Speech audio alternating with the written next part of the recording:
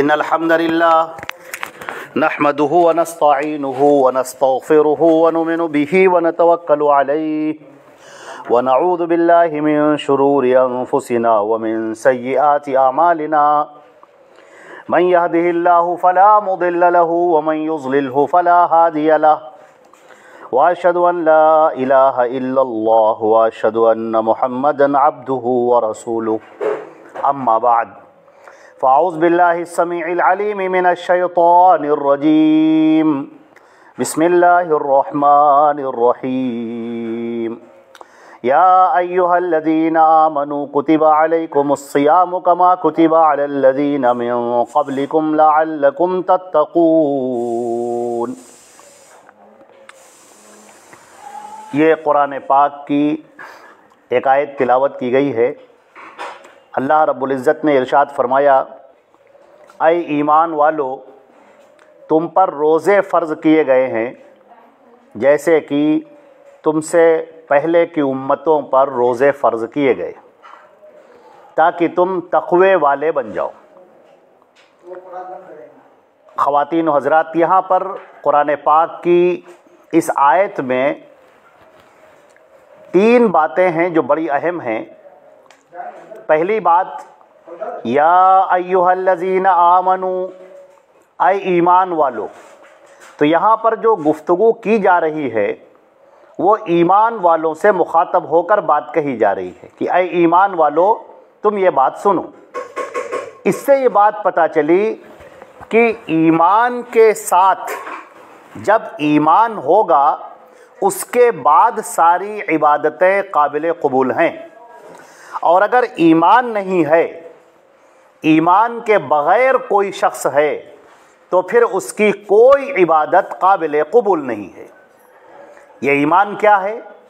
یہ ایمان جاننا سب سے زیادہ ضروری ہے، جس کا تعلق ہمارے عقیدے سے ہے۔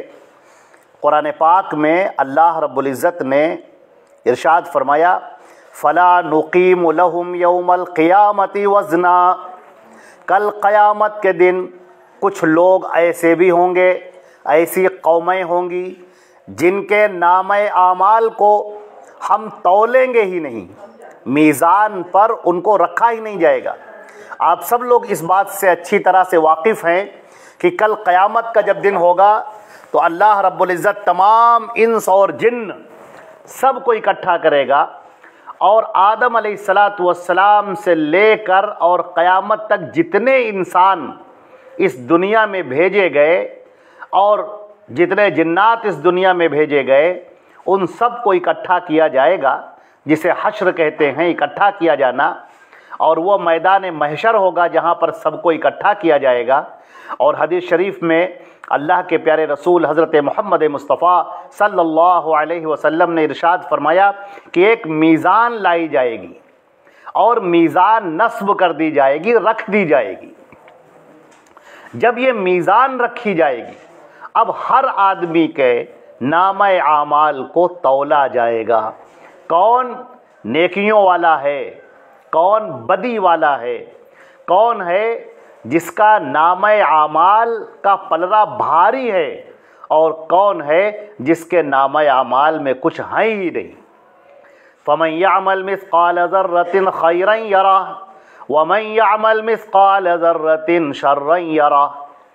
جو کسی نے ایک رائی کے دانے کے برابر بھی اگر نیکی کی ہوگی تو آج وہ اس کا بدلہ پا لے گا، اور اگر کسی نے ایک رائی کے دانے کے برابر بھی برائی کی ہوگی، گناہ کا کام کیا ہوگا، تو آج اس کا بدلہ پا لے گا۔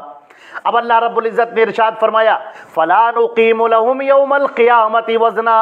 کل قیامت کے دن کچھ لوگ ایسے بھی ہوں گے جن کے نامہ اعمال کو ہم تولیں گے بھی نہیں، ان کے نامہ اعمال کو میزان پر رکھا بھی نہیں جائے گا، میزان کو تولا ہی نہیں جائے گا۔ اور دوسری جگہ اللہ نے ارشاد فرمایا، فَجَعَلْنَاهُ هَبَاءً مَنْثُورًا۔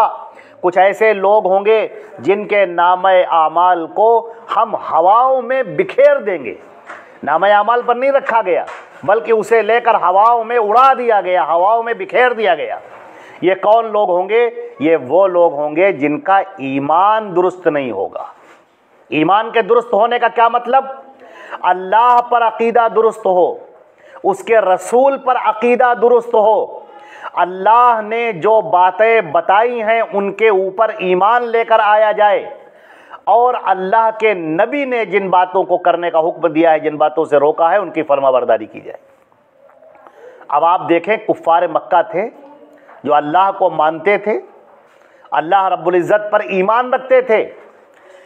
جب کفار مکہ سے پوچھا جاتا تھا کہ یہ بتاؤ آسمان و زمین کو پیدا کرنے والا کون ہے، وَلَئِن سَأَلْتَهُم مَّنْ خَلَقَ السَّمَاوَاتِ وَالْأَرْضِ، اگر آپ ان سے سوال کریں کہ آسمان و زمین کو کس نے پیدا کیا، لَيَقُولُنَّ اللَّهُ، تو یہ کہیں گے کہ اللہ نے پیدا کیا۔ آپ ان سے پوچھیں زمین کا مالک کون ہے، کہیں گے اللہ ہے۔ آپ کہیں آسمان سے پانی کون برساتا ہے، تو یہ کہیں گے کہ اللہ رب العزت برساتا ہے۔ اگر آپ ان سے سوال کریں کہ زمین سے غلے کون نکالتا ہے، تو یہ کہیں گے کہ اللہ رب العزت زمین سے غلوں کو نکالنے والا ہے۔ اب سوال یہ ہے کہ جو اللہ پر ایمان لاتا ہو، اللہ پر ایمان رکھتا ہو، جو اللہ کو مانتا ہو، لیکن اللہ رب العزت فرماتا ہے کہ نہیں، تم نے ہمیں مانا ہی نہیں، تم ہم پر ایمان لائے ہی نہیں۔ سوال ہوتا ہے کہ اے پروردگار، ہم تو تجھے ماننے والے ہیں، ہم تیرا اقرار کرنے والے ہیں، تو پورے جہانوں کا رب ہے، ساری دنیا کا مالک ہے، تو خالق ہے، تو رب کائنات ہے، آسمان سے پانی برسانے والا، زمین سے غلہ اگانے والا، لوگوں کو زندگی اور موت دینے والا، اے پروردگار ہم تو تجھ پر ایمان لاتے ہیں۔ اور اللہ فرماتا ہے کہ نہیں، تم ایمان نہیں لائے۔ ایمان لانے کا تقاضا یہ نہیں ہے، پہلے تم یہ کہو لا الہ الا اللہ، اللہ کے علاوہ، اللہ کے سوا کوئی سچا معبود نہیں ہے۔ اگر تم نے ہمیں اپنا رب مانا ہے، اگر تم نے یہ مان لیا ہے کہ اللہ سب کچھ عطا کرنے والا ہے، دینے والا ہے، تو پھر تم غیروں سے کیوں مانگتے ہو؟ وہ لوگ جو اس دنیا سے جا چکے، تم ان کو کیوں پکارتے ہو؟ تم یہ بتاؤ، تم لات کو، عزا کو، ہبل کو، منات کو کیوں پکارتے ہو، اور کیوں یہ کہتے ہو کہ یہ ہمیں بیٹا بیٹی دیں گے، یہ ہماری قسمت بنا دیں گے، یہ ہمارے رزق میں اضافہ کر دیں گے، اگر ہم نے ان کی عبادت نہیں کی تو ہمارے اوپر پریشانیاں آئیں گی، مصیبتیں آئیں گی، لہٰذا ہم ان کے آگے نظر و نیاز کریں گے، ان کے آگے ہم سر جھکائیں گے، ان کا ہم طواف کریں گے۔ تم ایسا کیوں کہتے ہو؟ اور اگر تم ایسا کہتے ہو تو تمہارا ایمان لانا کوئی معتبر نہیں ہے، اس کو شرک کہتے ہیں۔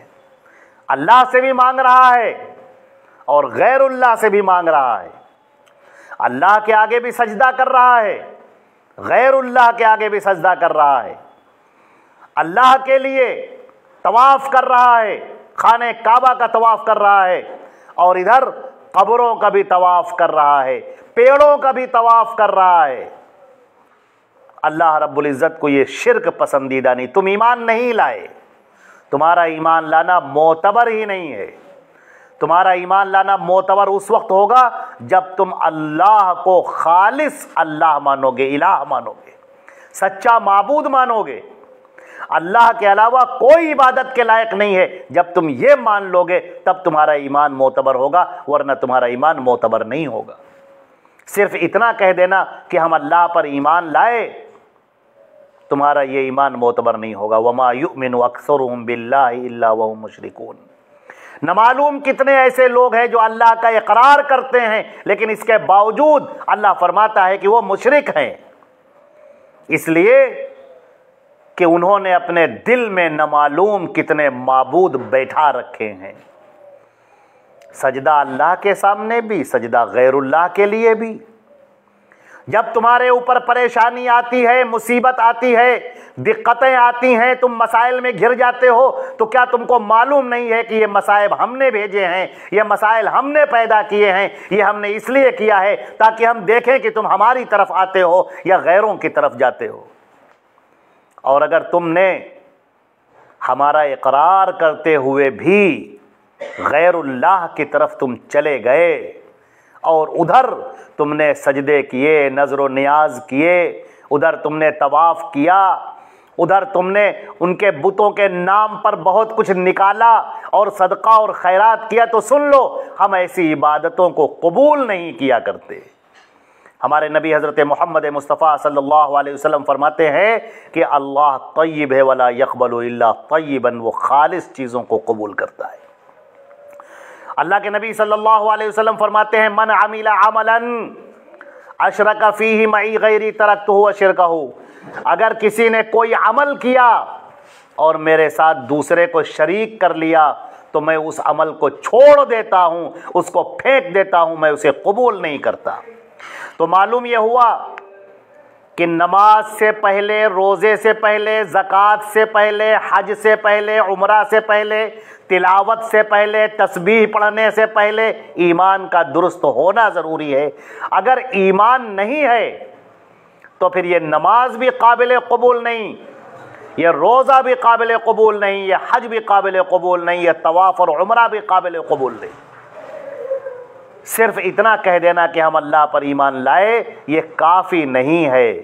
اللہ پر ایمان لانا اس طرح سے جس طرح اللہ نے بتایا ہے، جس طرح اس کے رسول نے بتایا ہے، یہ ضروری ہے۔ اللہ رب العزت نے قرآن پاک میں ایک جگہ فرمایا وَمَن يُشْرِكْ بِاللَّهِ فَقَدْ حَرَّمَ اللَّهُ عَلَيْهِ الْجَنَّةَ، جس نے شرک کیا، جو شرک کا کرنے والا ہے، تو اللہ رب العزت نے جنت کو اس پر حرام کر دیا، وہ جنت میں جا نہیں سکتا، جنت میں داخل نہیں ہو سکتا۔ وَمَأْوَاهُ النَّارُ، اور اس کا ٹھکانہ جہنم ہوگا، وہ آگ میں پھینکا جائے گا، اسے اللہ کے رضا نہیں ملے گی، وہ اللہ کی ناراضگی کا مستحق ہوگا۔ لہذا سب سے پہلے کیا ضروری ہے؟ اللہ نے جب روزے کا حکم فرمایا تو روزے سے پہلے کیا فرمایا؟ یا ایھا الذین آمنوا، اے ایمان والو تم سنو۔ اگر تمہارا ایمان درست نہیں ہے تو پھر آگے کی بات تمہیں سننے سے کوئی فائدہ نہیں ہے۔ آگے روزے کا حکم دیا جا رہا ہے، آگے بہت بڑی عبادت کا تذکرہ کیا جا رہا ہے، آگے اللہ کی خوشنودی کا بیان ہونے جا رہا ہے، آگے اللہ رب العزت کی جنت تمہیں ملنے والی ہے۔ لیکن اس سے پہلے ٹھہر جاؤ، سب سے پہلے اپنے آپ کو مستحق بناؤ جنت میں داخل ہونے کا، اور وہ کیا ہے؟ تمہارا ایمان سب سے پہلے درست ہونا چاہیے۔ اب ہم میں سے ہر ایک کو جائزہ لے لینا چاہیے، جب ہمارے اوپر مصیبت آتی ہے، پریشانیاں آتی ہیں، تو ہم کس کو پکار رہے ہیں؟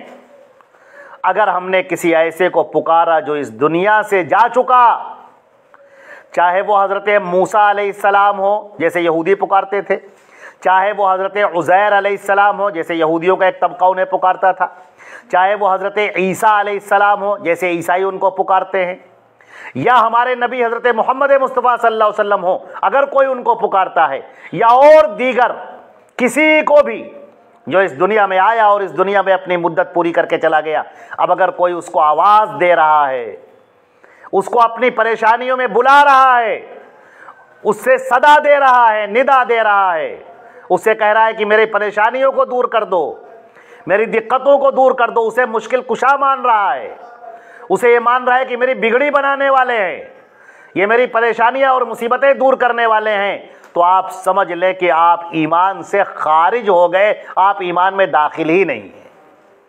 تو پہلی شرط ہی آپ کے اندر ختم، اور جب پہلی شرط نہیں تو آگے کی کوئی بات ہی نہیں کی جائے گی۔ لہٰذا اللہ نے اس آیت کے اندر سب سے پہلے فرمایا یا ایھا الذین آمنوا، اے ایمان والو، ایمان والو۔ اگر ایمان نہیں ہے تو پھر تم اس کے مخاطب نہیں ہو۔ آگے بڑی فضیلتوں کا بیان ہونے جا رہا ہے، تم ان فضیلتوں کے حقدار نہیں ہو سکتے۔ ان فضیلتوں کا حقدار ہونے کے لیے اہل ایمان ہونا ضروری ہے، اور اگر تم اللہ پر ایمان نہیں لائے ویسے جیسے اللہ نے حکم دیا، جیسے اللہ کے رسول نے تمہیں حکم دیا، اگر تم اس طرح سے ایمان نہیں لاتے ہو تو پھر تم اس ایمان میں داخل ہی نہیں ہو، اور جو اس ایمان میں داخل نہیں ہوگا اسے آگے کی جو فضیلتیں ہیں وہ بالکل ملیں گی ہی نہیں۔ اس آیت کے دوسرے ٹکڑے کو بیان کرنے سے پہلے ہم سورۃ الغاشیہ کی ایک آیت کا ترجمہ پیش کر دیے دیتے ہیں آپ کے سامنے۔ اعوذ باللہ من الشیطان الرجیم، بسم اللہ الرحمن الرحیم۔ هل اتاک حدیث الغاشیہ، کیا تمہیں اس ڈھانپ لینے والے دن کے بارے میں کوئی خبر معلوم ہوئی؟ وجوہ یومئذ خاشعہ، جس روز چہرے ڈرے ڈرے ہوں گے، جس روز لوگ کانپ رہے ہوں گے، تھر تھرا رہے ہوں گے، جس لوگ خوف میں مبتلا ہوں گے۔ عاملۃ ناصبہ، ایسے لوگ ہوں گے جو خوب عمل کرنے والے ہوں گے۔ عاملۃ، عمل کرنے والے لوگ، ناصبہ، عبادتیں کر کر کے تھک جانے والے لوگ ہوں گے۔ عبادتیں کر رہے تھے، عبادتیں کر کر کے تھک جانے والے لوگ۔ یہ آیت بڑی چونکا دینے والی آیت ہے۔ قیامت کے دن جس روز اللہ فیصلہ کر رہا ہوگا، جس روز جنت اور جہنم کا فیصلہ ہوگا، فریق فی الجنت و فریق فی السعیر، کچھ لوگ جنت میں بھیجے جائیں گے اور کچھ لوگ جہنم میں داخل کیے جائیں گے۔ اللہ تعالیٰ فرماتا ہے عاملۃ ناصبہ، محنت کرنے والے لوگ، عمل کرنے والے لوگ، عبادتیں کر کر کے تھک جانے والے لوگ، اللہ فرماتا ہے تسلا نارن حامیہ، ان کو بھڑکتی ہوئی آگ میں، دہکتی ہوئی آگ میں ڈال دیا جائے گا۔ عبادتیں قابل قبول نہیں، تم نے نماز پڑھی، تمہاری نماز قابل قبول نہیں، تم نے روزہ رکھا، تمہارا روزہ قابل قبول نہیں، تم نے حج کیا، تمہارا حج قابل قبول نہیں، تم نے طواف کیا، عمرہ کیا، تم تسبیحات پڑھا کرتے تھے، سبحان اللہ، الحمدللہ، اللہ اکبر، لا الہ الا اللہ پڑھا کرتے تھے، یا اور بھی تسبیحات پڑھا کرتے تھے، یہ کوئی بھی عبادت قابل قبول ہے ہی نہیں۔ یہ قابل قبول اس لیے نہیں ہے کیونکہ تم ایمان میں داخل ہی نہیں ہو۔ تم کو ایمان ویسے لانا چاہیے تھا جیسے اللہ نے بتایا، اور اللہ نے کیا کہا کہ میرے ساتھ شرک نہ کرنا۔ اب اگر تم غیر اللہ کو پکارتے ہو، صدائیں دیتے ہو، آوازیں دیتے ہو، فلاں آ جاؤ میری مدد کرنے کو، فلاں مشکل کشائی کر دو، تو پھر تمہاری یہ عبادتیں سب بیکار ہو گئیں اور جہنم اس کا ٹھکانہ ہے، اور وہاں سے نجات نہیں ہے جب تک آدمی شرک کی حالت میں ہوگا۔ اب اس آیت کا جو دوسرا ٹکڑا ہے، یا ایھا الذین آمنوا کتب علیکم الصیام، کتبہ کے معنی آتے ہیں فرض کر دینے کے، لازم کر دینے کے، لکھ دیا گیا ہے تمہارے لیے، اب یہ مٹایا نہیں جا سکتا، یہ فرض کر دیا گیا ہے۔ اے ایمان والو، اب تم ایمان لے آئے ہو، اب تم کو اللہ کی خوشنودی حاصل کرنی ہے، اب تم کو اللہ کی جنتوں میں داخل ہونا ہے۔ اللہ نے جو جنت بنائی ہے، جس جنت کو سجایا ہے، سنوارا ہے، اور جس جنت کو انعام دینے کے لیے تمہارے لیے رکھا ہے، اس جنت میں اب تم داخل ہونے کے لیے تیار ہو جاؤ، اس لیے کہ تم اللہ پر ایمان لے آئے، تم توحید پر آ گئے، تم نے شرک کو چھوڑ دیا۔ اب دیکھو تمہارے اوپر کچھ چیزیں فرض کر دی گئی ہیں۔ ایک اعرابی آیا تھا ہمارے نبی صلی اللہ علیہ وسلم کے پاس میں اور سوال کیا کہ اللہ ارسلک، اے نبی آپ ہمیں یہ بتائیں کہ کیا اللہ نے آپ کو بھیجا ہے؟ ہمارے نبی صلی اللہ علیہ وسلم نے فرمایا ہاں، مجھے اللہ نے نبی بنا کر بھیجا ہے۔ اس نے کہا وہی اللہ جس نے آسمان و زمین کو پیدا کیا، اسی نے آپ کو نبی بنایا؟ آپ نے کہا ہاں، وہی اللہ جو آسمان و زمین کا پیدا کرنے والا، ہمارا تمہارا سب کا خالق ہے، اسی اللہ نے مجھے رسول بنایا ہے۔ کہا تو پھر ہمیں بتائیے کہ کیا اللہ نے کہا ہے، کیا چیزیں ہمارے اوپر لازم ہیں، ہمیں کرنا کیا ہے؟ آپ صلی اللہ علیہ وسلم نے اللہ پر ایمان کی دعوت دینے کے بعد جو عمل کرنے کے لیے بتایا، وہ کہا کہ تمہیں 5 وقت کی نمازیں پڑھنی ہیں، 5 وقت نماز کی پابندی کرنی ہے۔ سال میں 1 مہینہ رمضان کا آتا ہے، اس میں تمہیں روزے رکھنے ہیں۔ اگر تمہارے پاس نصاب ہے، نصاب کو تمہاری دولت پہنچتی ہے تو تمہیں زکوٰۃ دینا ہے، اور اگر استطاعت ہو جائے تو پھر تمہیں حج کرنا ہے۔ اس نے یہ سن لیا اور کہا بس اس کے علاوہ اور کچھ تو نہیں؟ آپ نے کہا کہا کہ نہیں، تمہاری اپنی مرضی ہے، اگر تم اپنی طور پر کچھ عبادتیں کرنا چاہو، نفلی نمازیں پڑھنا چاہو یا نفلی روزے رکھنا چاہو یا نفلی اور عمرے کرنا چاہو تو کر سکتے ہو، اس کا تمہیں ثواب ملے گا۔ اس نے کہا کہ جس اللہ نے آپ کو نبی بنا کر بھیجا ہے، میں اس کی قسم کھاتا ہوں آپ نے جتنا بتایا ہے میں نہ اس میں زیادہ کروں گا نہ کم کروں گا، میں اسی پر قائم رہوں گا۔ یہ کہہ کر وہ چل دیا۔ ہمارے نبی نے فرمایا جس آدمی کو یہ دیکھنا ہو کہ جنتی شخص کون ہے، جنت میں داخل ہونے والا شخص کون ہے، اگر تم جنتی کو دنیا میں چلتے ہوئے دیکھنا چاہتے ہو تو اس آدمی کو دیکھ لو۔ اسلام بڑا آسان ہے، عمل کرنا بڑا آسان ہے۔ یہ رمضان کا مہینہ آ رہا ہے، اس کے اندر جو روزہ رکھنا ہے، یہ روزہ رکھنا شیطان مردود یہ کہتا ہے، کان میں پھونکتا ہے کہ خبردار ہو جاؤ، اس روزے کو مت رکھنا، تم تو بہت کمزور ہو، تم تو بیمار آزار ہو، تم کہاں روزہ رکھ پاؤ گے۔ شیطان کان میں وسواس ڈالتا ہے، لیکن جو ایمان والے ہیں وہ اس شیطان کو پچھاڑ دیتے ہیں اور اسے ڈانٹ دیتے ہیں اور کہتے ہیں کہ میں روزہ اللہ کے لیے رکھنے والا ہوں، میں روزہ اللہ کے لیے رکھ رہا ہوں، اللہ مجھ سے راضی ہو جائے، اللہ رب العزت کو خوش کرنا ہے۔ اور اللہ تعالیٰ نے فرما دیا کہ ساری عبادتیں، یہ ساری عبادتوں میں جو روزہ ہے الصوم لی، یہ روزہ میرے لیے ہے، وَأَنَا أَجْزِي بِهِ، اور اس کا ثواب میں دوں گا، میں خود دوں گا۔ اور ظاہر سی بات ہے کہ وہ مالک الملک جو ثواب دے گا وہ کس قدر بڑھا ہوا ہوگا، کس قدر زیادہ ہوگا۔ ہمارے نبی صلی اللہ علیہ وسلم نے فرمایا کہ جنت میں ایک ایسی جنت ہے جو روزے داروں کے لیے ہے۔ روزے داروں کو جو الگ سے جنتیں ملیں گی وہ تو ملیں گی ہی، ایک اور جنت ملے گی جس کا نام باب الریان ہے، جس میں صرف روزے دار ہی جائیں گے۔ اللہ نے ان کے لیے ایک اسپیشل انعام رکھا ہے، ایک خاص انعام رکھا ہے جو صرف روزے داروں کے لیے ہے، جو اللہ کے لیے روزہ رکھنے والے ہیں ان کے لیے ایک ثواب ہے۔ جیسے دنیا میں آپ نے دیکھا ہوگا، ایک آپ کا مکان ہے جس میں آپ لوگ رہ رہے ہیں، لیکن ایک مکان اور کہیں پر بنا لیا، اب وہ دو مکان ہو گئے، ایک تو آپ کا ہی ہے اور ایک اور مکان ہو گیا۔ اسی طرح ایک تو جنت آپ کو ملے گی ہی، وہ جنت جو ملنی ہے وہ تو ملے گی، لیکن ایک جنت اور ملے گی جو اسپیشل ہوگی، جو صرف روزے داروں کو ملے گی، اور وہ اللہ رب العزت کا ایک اسپیشل اور ایک خاص انعام ہوگا، اور اس کا نام جو باب الریان رکھا گیا ہے، سیرابی کا باب۔ یہ باب جہاں جانے کے بعد کلیجے ٹھنڈے ہو جاتے ہیں، جہاں جانے کے بعد آنکھوں کو سکون مل جاتا ہے، جہاں جانے کے بعد آدمی خوشی سے پھولا نہیں سماتا کہ یہ مل گیا، یہ تو ہم نے سوچا ہی نہیں، یہ تو ہم نے کبھی جانا ہی نہیں۔ اور جنت کے بارے میں جو بھی جنت ہے، جنت کے حدیث شریف میں آتا ہے 100 سے زائد طبقات ہیں، اور جنت کا سب سے اعلیٰ درجہ جنت الفردوس ہے۔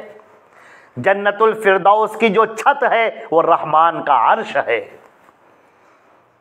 ہمارے نبی صلی اللہ علیہ وسلم نے فرمایا کہ اے مسلمانوں، جب تم اللہ سے جنت مانگا کرو تو جنت الفردوس مانگا کرو، کیونکہ یہ سب سے اعلیٰ جنت ہے اور اس کی چھت رحمان کا عرش ہے۔ تو جنت کے جتنے بھی طبقات ہیں، چھوٹی جنت یا بڑی جنت، سارے جنتیوں کو ایک خاص انعام ملے گا۔ ایک ایسا انعام ہمارے نبی صلی اللہ علیہ وسلم نے فرمایا کہ اے مسلمانوں، اے لوگوں، جب لوگ جنت کے اندر چلے جائیں گے، جنت میں داخل ہو جائیں گے اور اپنے اپنے گھروں میں اپنی اپنی جنتوں میں داخل ہوں گے، جو ان کے لیے محلات بنائے گئے ہیں، جو ان کے لیے اسپیشل گھر بنائے گئے ہیں، اور ایک گھر اتنا بڑا ہے کہ ہماری اس دنیا سے ہزاروں گنا زیادہ بڑا ہے، جہاں جنت کی زمین مشک کی ہے اور اس کی اینٹیں زمرد کی ہیں، سونے اور چاندی کی ہیں، جہاں پر ہر قسم کی نعمتیں ہوں گی، انسان جو سوچے گا وہ سب ملے گا، جو اس نے تمنا کیا ہوگا نہیں کیا ہوگا سب ملے گا۔ ہمارے نبی نے فرمایا مالا عین رات ولا اذن سمعت ولا خطر علی قلب بشر، ایسی نعمتیں ہوں گی جو نہ کسی آنکھ نے دیکھی، نہ کسی کان نے سنی، اور نہ کسی کے دل پر اس کا خیال آیا۔ جب جنتی جنت میں چلے جائیں گے اور اپنی اپنی نعمتوں کو حاصل کر لیں گے تو اللہ کی طرف سے ایک صدا بلند کی جائے گی، اے جنتیوں سنو، اے جنتیوں بات سنو۔ سارے جنتی اللہ رب العزت کی بات سنیں گے۔ اللہ تعالیٰ پوچھے گا کہ اے میرے بندو یہ بتاؤ میری اس جنت میں داخل ہونے کے بعد تمہیں کوئی تکلیف تو نہیں، کوئی ایسی چیز تو نہیں جو رہ گئی ہو، کوئی ایسی نعمت جو تم کو نہ ملی ہو، جو تمہاری خواہش ہو اور ابھی تک پوری نہ ہوئی ہو؟ سارے جنتی کہیں گے پروردگار ساری نعمتیں مل گئیں، جو ہم نے سوچا بھی نہیں تھا، جو چاہا بھی نہیں تھا وہ سب مل گیا، جو ہم نے تصور نہیں کیا تھا، جو ہمارے خیال میں نہیں آیا تھا وہ بھی نعمتیں میسر ہیں، ہم کو تو پتہ ہی نہیں تھا کہ ایسی ایسی بھی نعمتیں ہوتی ہیں، وہ سب ہمیں مل گئیں۔ اللہ تعالیٰ فرمائے گا نہیں، ابھی ایک بہت بڑی نعمت باقی ہے۔ جنتی آپس میں گفتگو کریں گے، کہیں گے کون سی نعمت باقی رہ گئی؟ ساری نعمتیں تو ہمیں مل گئیں، سب کچھ تو ہم نے پا لیا، اچھے سے اچھا مکان مل گیا، کھانے کا سامان مل گیا، وہ نعمتیں مل گئیں، انجوائمنٹ اور تفریحات کی چیزیں مل گئیں، اب ہمیں کیا چاہیے؟ سب کچھ تو مل گیا۔ لہٰذا وہ کہیں گے اے پروردگار عالم، اے معبود برحق، اب کوئی چیز باقی نہ رہی، ہماری کوئی تمنا باقی نہیں، کوئی خواہش باقی نہیں، سب کچھ ہمیں مل گیا۔ اللہ تعالیٰ فرمائے گا نہیں میرے بندو، ابھی ایک چیز باقی ہے۔ لوگ پھر آپس میں کہیں گے اور اللہ سے کہیں گے پروردگار اب کوئی نعمت باقی نہیں ہے، ساری نعمتیں مل گئیں۔ اللہ تعالیٰ کہے گا اچھا میرے بندو ایک بات بتاؤ، کیا تم لوگ مجھے دیکھنا نہیں چاہتے؟ تم لوگ دنیا میں میری عبادت کرتے تھے، میرے لیے سجدہ کرتے تھے، میرے لیے روزہ رکھتے تھے، لیکن کیا تم مجھے دیکھتے تھے؟ تم نے مجھے دیکھا نہیں، کیا تم مجھے دیکھنا نہیں چاہتے؟ جنتی کہیں گے اے پروردگار بار الہ کیوں نہیں، ہم تجھے دیکھنا چاہتے ہیں، تیرے رخ زیبا کا دیدار کرنا چاہتے ہیں۔ حدیث شریف میں آتا ہے کہ اللہ رب العزت اپنے آپ کو ظاہر فرمائے گا اور سارے جنتی اللہ کو دیکھیں گے، اور جو ہی اللہ کے چہرے پر نگاہ پڑے گی سارے کے سارے جنتیوں کے دل میں ایک ایسی لذت محسوس ہوگی، ایک ایسا مزہ محسوس ہوگا جو انہیں اب تک کسی چیز میں نہیں ملا۔ اللہ تعالیٰ فرمائے گا کہ اے میرے بندو تمہیں ہر جمعے کو اسی طرح میرا دیدار ہوگا۔ ایک صحابی ان کا قد تھوڑا چھوٹا تھا، وہ اللہ کے نبی صلی اللہ علیہ وسلم سے کہنے لگے اے اللہ کے نبی مجھے ایک بات کی تکلیف ہو رہی ہے، سارے لوگ لمبے لمبے ہیں، سب اللہ کو دیکھ لیں گے، میں اللہ کو کیسے دیکھوں گا، میں تو ناٹا ہوں، چھوٹا ہوں۔ اللہ کے نبی مسکرائے صلی اللہ علیہ وسلم، کہنے لگے کہ یہ بتاؤ جب 14ویں کا چاند نکلتا ہے تو کیا تم لوگ دیکھنے کے لیے کوئی دھکا مکی کرتے ہو؟ انہوں نے کہا نہیں، کہا بس سب لوگ اسی طرح اللہ کو دیکھیں گے۔ کتنے بڑی فخر کی بات ہے، کتنی بڑی فضیلت کی بات ہے، اور ایک مومن کا دل اللہ کے دیدار کے لیے کس طرح تڑپتا ہے۔ حدیث شریف میں فرمایا دنیا سجن المومن، یہ دنیا مومن کے لیے قید خانہ ہے اور کافر کے لیے یہی جنت ہے۔ مومن تو تمنا کرتا ہے موت کی، مومن تو شہادت کی تمنا کرتا ہے، مومن تو موت کی تمنا کرتا ہے کہ ہمیں اللہ کا دیدار نصیب ہو جائے، ہمیں اللہ سے ملنا نصیب ہو جائے، ہمیں اللہ سے بات کرنا نصیب ہو جائے، ہم اللہ کی جنتوں میں داخل ہو جائے۔ عزیزان محترم، ہم اللہ کی جنتوں میں داخل ہوں گے، اللہ نے جنت اسی لیے بنائی ہے، لیکن شرط ہے۔ شرط کیا ہے؟ شرط یہ ہے کہ ہم پہلے اپنے آپ کو شرک سے دور کریں، شرک سے دور کریں، توحید پر قائم ہو جائیں، شرک سے بالکل اپنے آپ کو دور کریں۔ آج بہت سارے لوگ ہاتھوں میں تعویذ باندھے ہوئے ہیں، گلے میں تعویذ لٹکائے ہیں، کمر پہ دھاگا باندھے ہیں، پیروں میں دھاگا باندھے ہیں، اپنے گھروں کے اندر نیمبو مرچی لٹکائے ہیں، اپنی کار پر، اپنی گاڑیوں میں۔ یہ کیا ہے؟ یہ سب شرک ہے، اللہ کو یہ پسند نہیں ہے۔ تم کیسے بندے ہو اللہ پر؟ تم کیسا ایمان لے کر آئے ہو اللہ پر؟ تمہیں اللہ پر بھروسہ نہیں، تمہیں اللہ رب العزت کی ذات پر یقین نہیں، اس کی طاقت پر، اس کی قوت پر یقین نہیں۔ اللہ نے حالات تو اس لیے ڈالے تھے تاکہ تمہیں آزمائے، مگر تم اس آزمائش میں پورا نہیں اتر رہے ہو۔ تم نے گلے میں تعویذ ٹانگ رکھے ہیں، توڑ دو ان تعویذوں کو، फिर अपने गलों को आज़ाद करो इन तावीज़ों से। अगर कोई कमर पे या बदन पे किसी हिस्से पर धागा बंधा हुआ है तो इसे तोड़कर फेंक दो। रमजान का रोजा रखने से पहले, नमाज पढ़ने से पहले, तस्बीह पढ़ने से पहले, जिक्र अज़कार करने से पहले, कुरान की तिलावत करने से पहले, सदका खैरात करने से पहले इसको तोड़कर फेंक दो। ये शिर्क है। मन अल्लक़ तमीमतन फ़क़द अशरका। अल्लाह के नबी फरमाते हैं जिसने तमीमा गले में डाल लिया उसने शिर्क किया। लिहाजा रमज़ान के आने से पहले आइए तैयार हो जाएं तौहीद को इख्तियार करने के लिए, और उसके बाद रोज़े रखें। और शैतान मरदूद कितना ही गुमराह करे, कितना ही कान में वसवसा डाले, कितना ही हमें सख्त दिखाए, रोज़ा रखना बड़ा मुश्किल हो रहा है, हम तो रोज़ा रख नहीं पाते हैं, हमसे रोज़ा रखा नहीं जाता है, हम तो कमज़ोर पड़ जाते हैं। हरगिज़ नहीं, हरगिज़ नहीं। ईमान को कमज़ोर मत होने दो। शैतान के इस जाल से अपने आप को आज़ाद कराओ, अपने आप को दूर रखो शैतान के इन वसवसों से, इबलीस लईन, इबलीस मरदूद के इन वसवसों से अपने आप को बचाओ और रोज़ा रखने के लिए तैयार हो जाओ।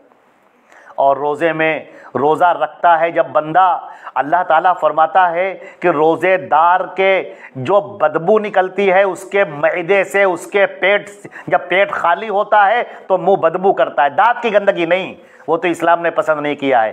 पेट की गंदगी, जो पेट से जो बुखार उठता है, जो भाप बनकर जो स्टीम निकलती है, उससे गंदगी, उससे बदबू महसूस होती है। अल्लाह ताला फरमाता है रोज़ेदार की ये मुंह की जो बदबू है ये मुझे मुश्क से ज़्यादा पसंदीदा है।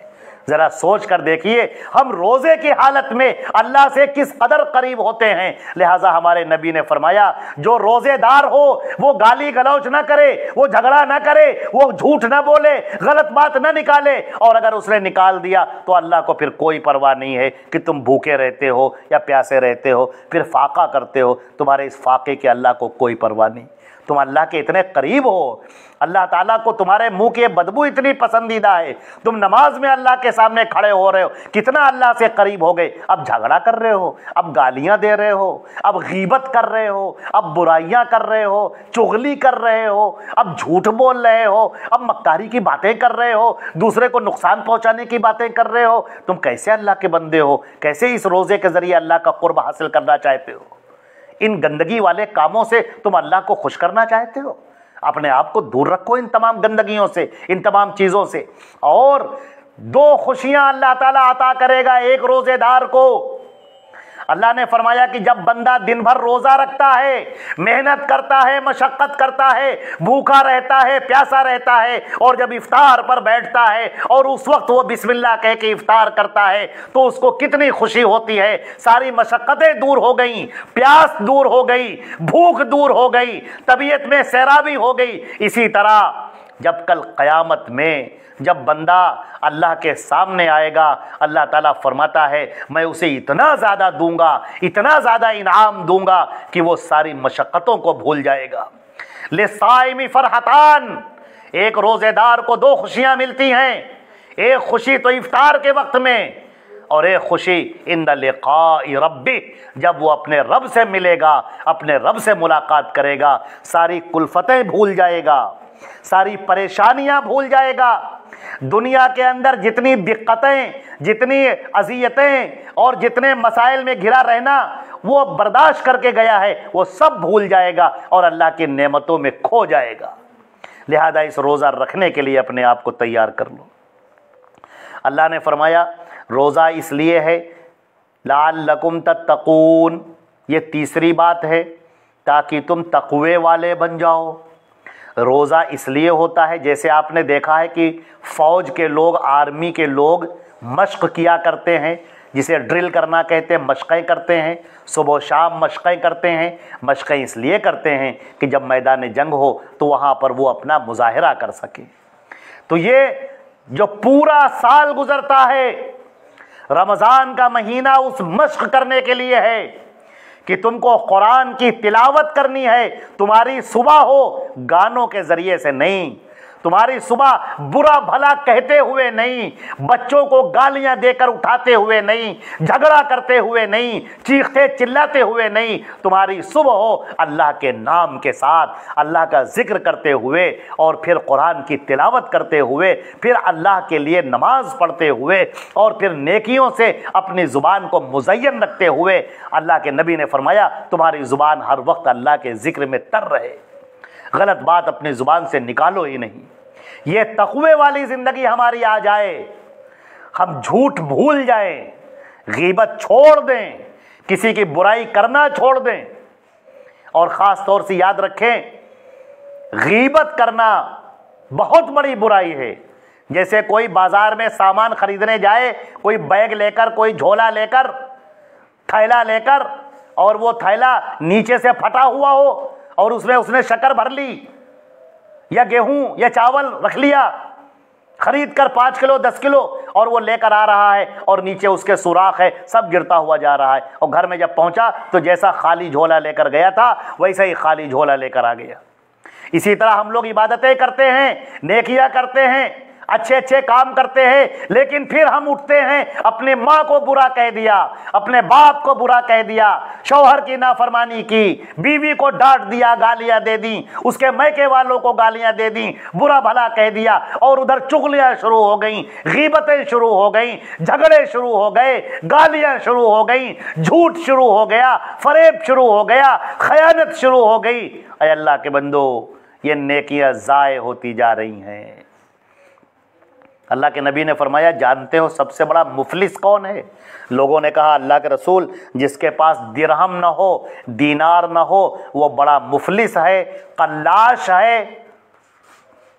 آپ نے فرمایا نہیں، سب سے بڑا مفلس وہ ہے جو کل قیامت کے دن بڑی نیکیاں لے کر آئے گا، اس کے نامہ اعمال میں بڑی نیکیاں ہوں گی، لیکن کسی کا حق دبایا ہوگا، کسی سے جھوٹ بولا ہوگا، کسی پر تہمت لگائی ہوگی، اور پھر اس کی نیکیاں لے کر اور اس فریق کو دے دی جائیں گی جس کی غیبت کی، جس کا حق دبایا، جس کی خیانت کی، جس کا مال اس نے چھین لیا، وہ سب اسے دے دیا جائے گا، یہاں تک کہ یہ بندہ نیکیوں سے خالی ہو جائے گا، پھر ان کے گناہ اٹھا کر اس کے سر پر لاد دیے جائیں گے، اور اس کے بعد منہ کے بل گھسیٹ کر جہنم میں پھینک دیا جائے گا۔ ایسا شخص مفلس ہے، ایسا شخص قلاش ہے۔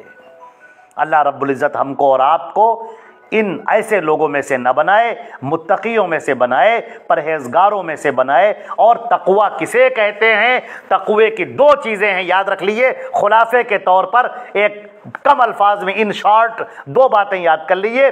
تقوی کی 2 بنیاد ہیں۔ تقوی 2 چیزوں پر قائم ہے۔ نمبر 1 اللہ کی توحید اختیار کرنا، نمبر 2 اللہ کے پیارے نبی حضرت محمد مصطفیٰ صلی اللہ علیہ وسلم کی بتائی ہوئی باتوں پر عمل کرنا۔ اللہ کے نبی صلی اللہ علیہ وسلم نے جو باتیں بتائی ہیں انہیں حدیث کہا جاتا ہے، صحیح حدیث پر عمل کرنا، یہ تقوی ہے۔ توحید اختیار کرنا اور نبی کی سنت اختیار کرنا، اللہ کی بات ماننا، اس کے رسول کی بات ماننا، یہ تقوی ہے۔ اللہ تعالی ہم کو اور آپ کو نیک لوگوں میں سے شامل فرمائے، متقیوں میں شامل فرمائے۔ اے اللہ تو اپنے فضل و کرم سے ہمیں اور یہاں پر بیٹھنے والے تمام لوگوں کو، تمام مرد اور خواتین سب کی مغفرت فرما دے۔ یا اللہ اپنے فضل و کرم سے ہم سب پر اپنی رحمتیں نازل فرما دے، برکتیں نازل فرما دے۔ یا اللہ گھروں میں برکتیں نازل فرما دے۔ یا اللہ جو بیمار ہیں ان کی بیماریوں کو دور کر دے، جو قرضوں میں گرفتار ہیں ان کے قرضوں کو دوری کے اسباب پیدا فرما دے، قرضہ اتارنے کی توفیق عطا فرما دے۔ یا اللہ رزق میں وسعت عطا فرما دے، مال میں برکت عطا فرما دے، گھر میں خیر نازل فرما دے۔ ہماری جن بچیوں کے رشتے نہیں ہو سکے ہیں اب تک، اے اللہ تو غیب سے ان کے بہترین اور عمدہ جوڑے عطا فرما دے، رشتے عطا فرما دے، اور شادی بیاہ کے تمام معاملات کو آسانی سے نمٹا دے۔ اے اللہ جن کی شادیاں ہو چکی ہیں، اے اللہ تو ان کے زوجین کے دلوں میں محبت پیدا فرما دے، الفت پیدا فرما دے، نگاہوں کی حفاظت فرما دے یا اللہ، گھروں میں ہر قسم کے فتنہ و فساد سے، شر سے حفاظت فرما دے، شیطان اور ابلیس کے مکر و فریب سے حفاظت فرما دے۔ اے اللہ تو دنیا میں ہم سب کو جب تک زندہ رکھ، اسلام پر زندہ رکھ، اور جب موت آئے ہم سب کی تو ایمان پر موت آئے۔ اے اللہ تو ہمیں نیک کام کرنے کی توفیق عطا فرما دے، تقوی اختیار کرنے کی توفیق عطا فرما دے، توحید پر ہم سب کو گامزن رکھ، اور شرک سے، بدعات سے، خرافات سے ہم سب کو دور رکھ۔ آمین یا رب العالمین۔ والسلام علیکم ورحمۃ اللہ وبرکاتہ۔